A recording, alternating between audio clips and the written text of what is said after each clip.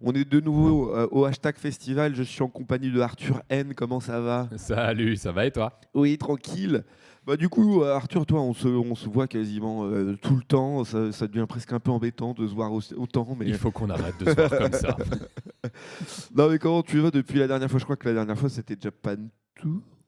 Ouais, Japan Tour, Ouais, ça doit être ça. on avait une petite discussion en duo avec Sushi qui était très sympathique, très chill Ah oui, c'est vrai que c'est pareil, les fausses informations, l'intelligence artificielle, tout ce genre de problématiques toujours très d'actualité.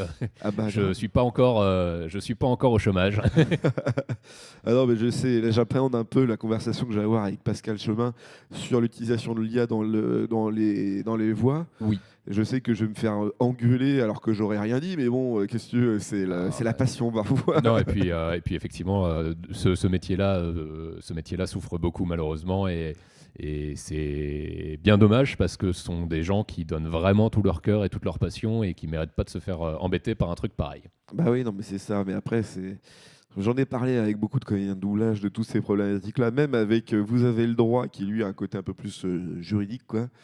Et pas si simple non plus, dans le sens où Internet est tellement un puits sans fond que d'essayer de chercher, de résoudre les problèmes qu'il y a tout au fond du puits, ça devient impossible, quoi. Bah, c'est ça, c'est la fosse des Mariannes quoi. Tu peux Bah, pas, c'est il se ça. passera, tu seras toujours victime d'un petit truc et au final ça va se régler à coup de oui, mais est-ce que ça vaut le coup de mettre les moyens pour régler ce problème-là, sachant qu'il y a tellement de choses plus urgentes, etc. Mais derrière, bah, encore une fois, c'est des gens qui souffrent et qui se font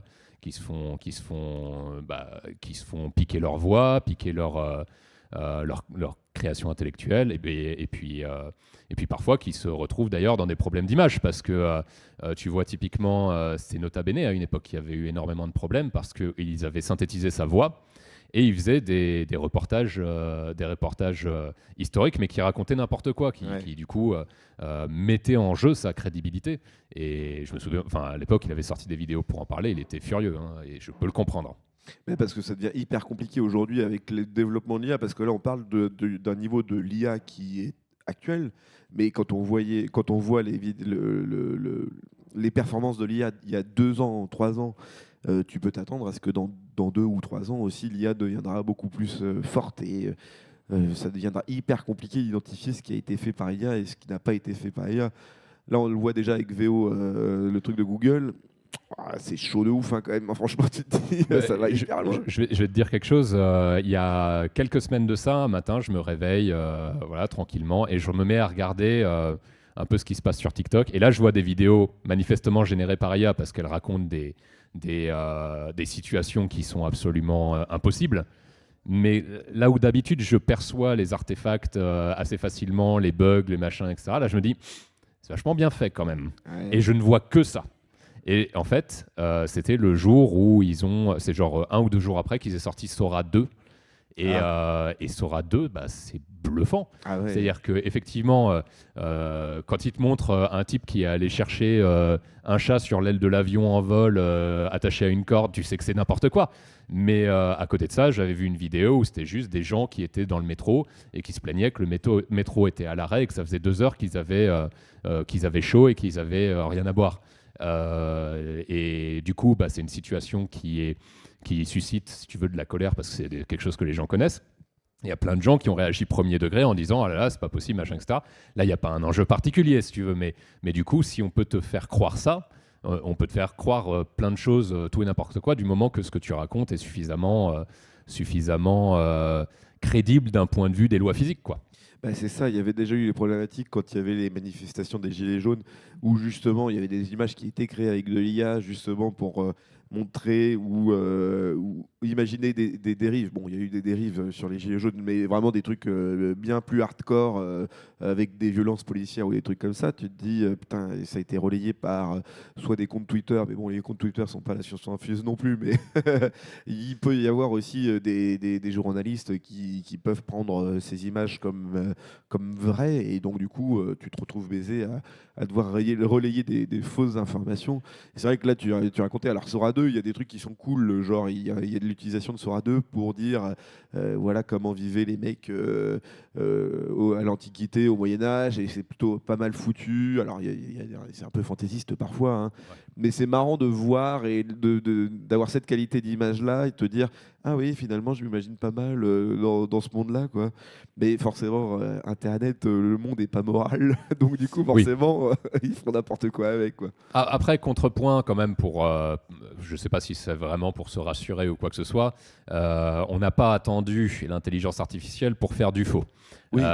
Et tu vois, rien que tu parlais des gilets jaunes et ce genre de choses, des manifestations ou des interventions policières où on voyait et où on rajoutait par-dessus des phrases qui n'avaient pas été prononcées, ou juste avec le montage, en fait, tu coupes et tu montres une partie de la situation qui te fait percevoir une injustice d'un côté ou de l'autre pour te mettre en colère et à des fins militantistes, idéologiques, machin, etc. Mais à chaque fois de manière malhonnête, ça a toujours existé. Finalement, l'IA est juste un moyen supplémentaire, mais est-ce que c'est... Enfin, beaucoup de gens, si tu veux, t'annoncent ça comme la fin du monde, et voilà. Je modérerais un peu en disant... On connaît déjà ce genre de choses au final, c'est juste que les modalités ont un petit peu changé. Il faudra être d'autant plus méfiant, mais en l'occurrence, il fallait déjà l'être. Donc Oui, c'est pas non plus tout nouveau. Non, mais c'est ça, c'est la manipulation par l'image, la manipulation des pensées par l'image.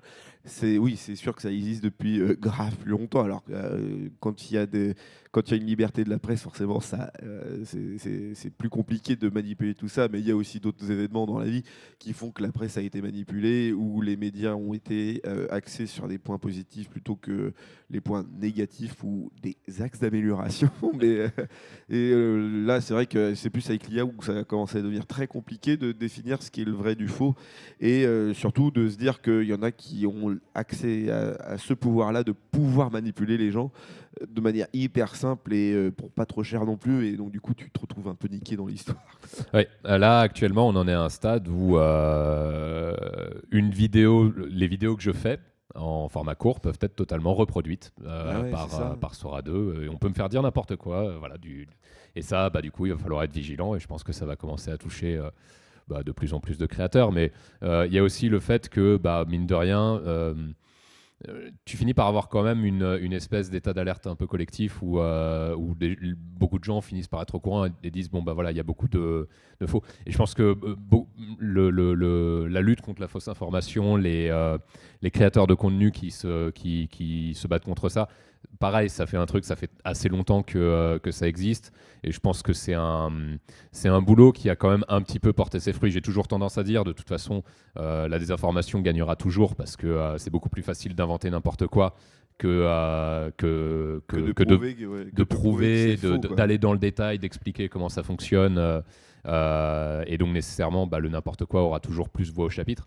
Mais il y a quand même une espèce de conscience collective du fait que ce qui se passe sur Internet nécessite d'être rechecké, doit être... voilà. Donc il y a une méfiance quand même qui, je pense, s'est mise en place du fait de beaucoup de facteurs, beaucoup d'agents qui ont quand même alerté sur ce truc-là, quoi. Oui, mais après, à chaque fois, on se dit que Internet est tellement une source d'information qu'on n'a plus besoin de checker. Mais il y avait, je me souviens, comment ça s'appelait, la tronche en biais, qui mettait en avant plutôt la méthode zététicienne de l'étude des sujets, c'est-à-dire croiser les sources, s'assurer, faire la démonstration d'une théorie pour s'assurer que tout est vrai.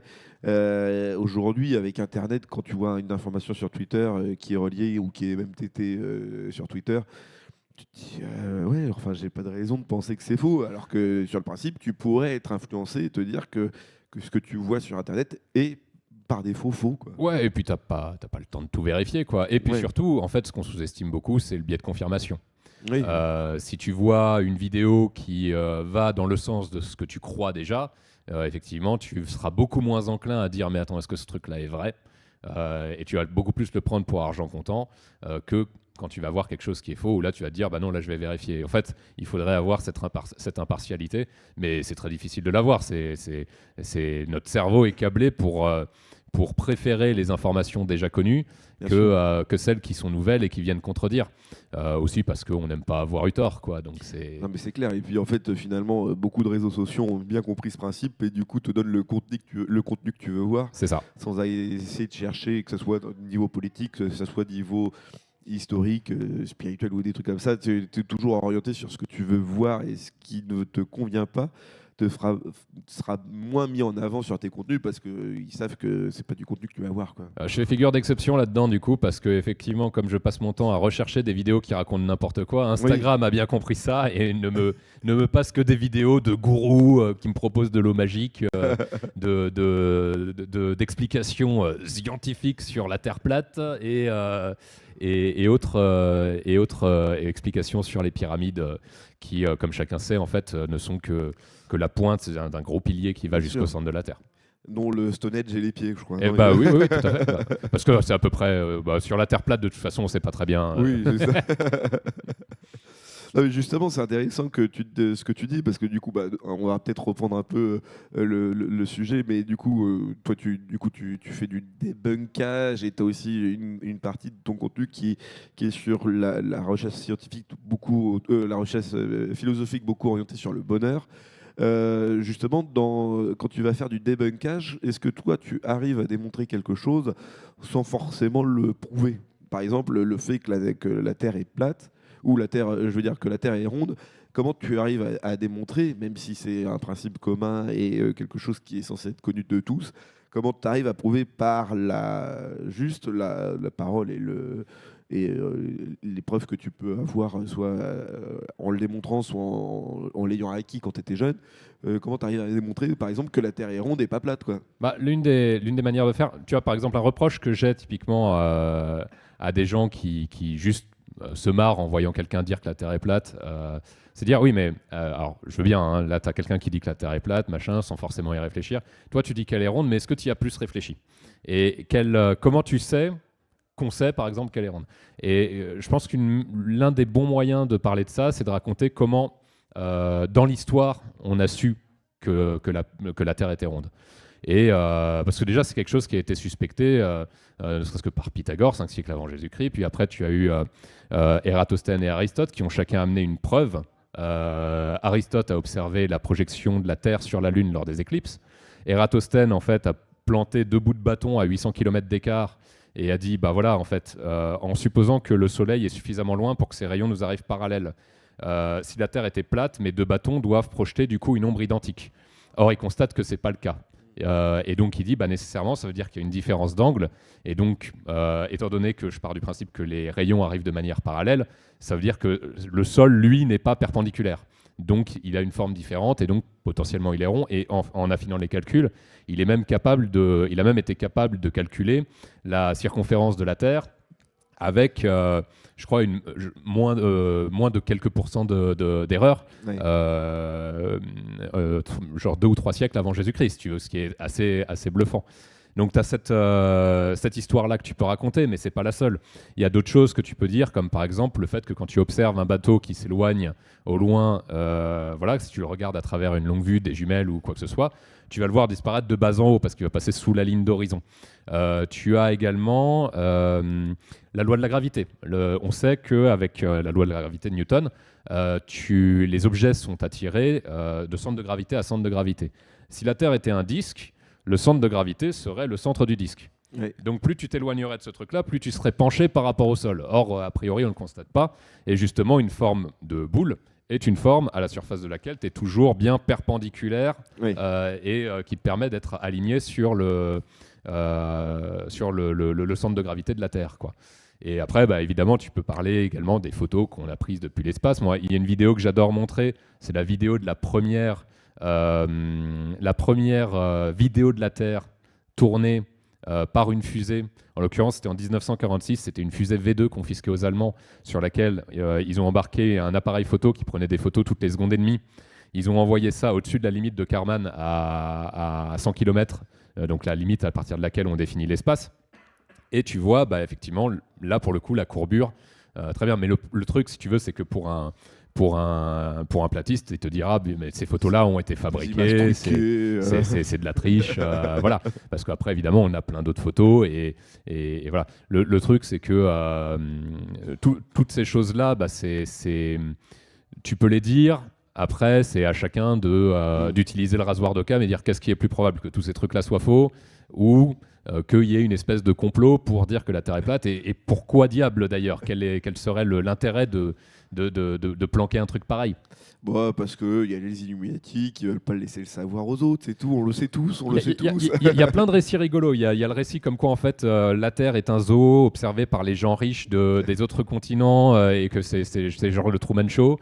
Mais heureusement il y a un jardinier qui s'est enfui par une porte et qui a amené ça au monde. Et c'est comme ça que le TikToker qui te raconte ça a eu l'information parce qu'il connaissait le jardinier.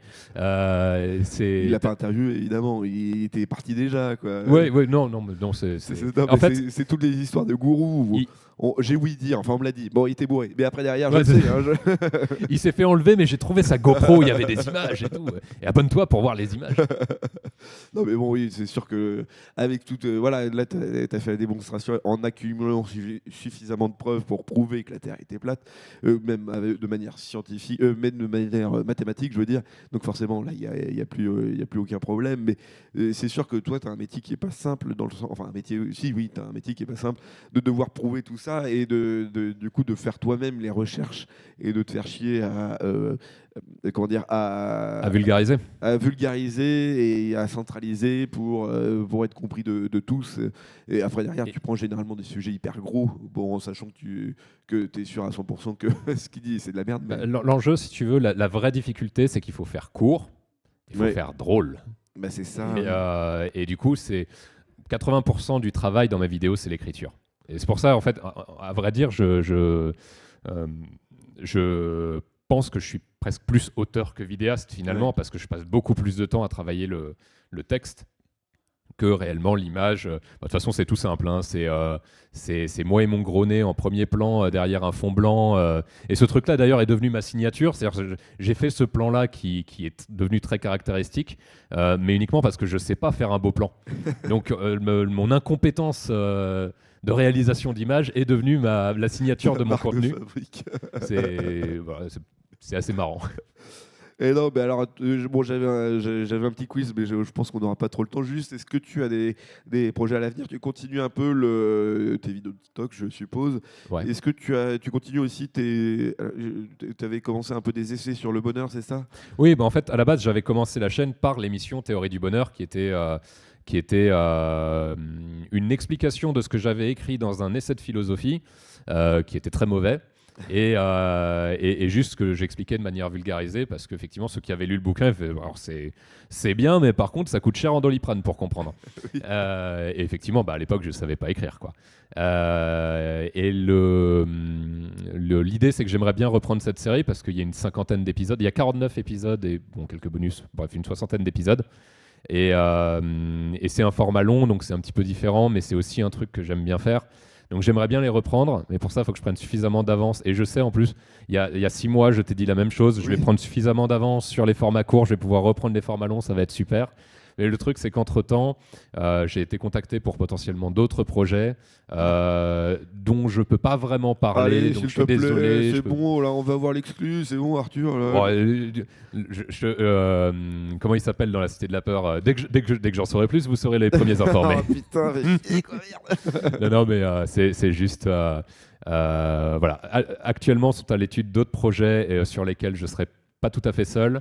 Et si ce truc-là, je ne veux pas en parler au cas où ça ne se ferait pas. Ah oui, ok, voilà. D'accord. Mais voilà, et en fait, j'ai plusieurs projets comme ça qui me sont arrivés très récemment et qui nécessitent beaucoup de boulot, de préparation, qui aboutira ou qui aboutira pas, mais qui me prennent du coup pas mal de temps et qui me font à chaque fois dire l'épisode long, la reprise de Théorie du bonheur, j'attends encore un petit peu parce que potentiellement je poursuis des opportunités qui pourraient donner lieu à des choses très chouettes et qui seraient vraiment un gros gap dans ma carrière de créateur de contenu. C'est le cinéma ou... Non, pas je sais pas encore. J'ose. Pas à ce point. En tout cas, oui, tu nous tiens au jus là-dessus. Et puis, du coup, nous, on va devoir s'arrêter là. Mais en tout cas, ça fait toujours très plaisir de te Ouais. recevoir. Tu sais quoi, c'était trop court. Mais je sais, à chaque fois, c'était trop court. En Ma préparant, copine me le dit aussi. en préparant le truc, de toute façon, c'est comme je te dis, c'est une discussion entre nous. C'est toujours un plaisir de se retrouver. Oui. Et il se trouve qu'il y a une caméra qui tourne, mais très franchement, on l'oublie vite parce qu'on est très à l'aise ici. Mais oui, non, mais c'est clair. Mais bon, après, derrière, on trouvera le temps pour la petite émission qu'on prépare à chaque fois. Oui, avec grand plaisir. Et merci beaucoup. Nous, on fait une petite pause et puis on revient tout de suite. La Au bise. revoir.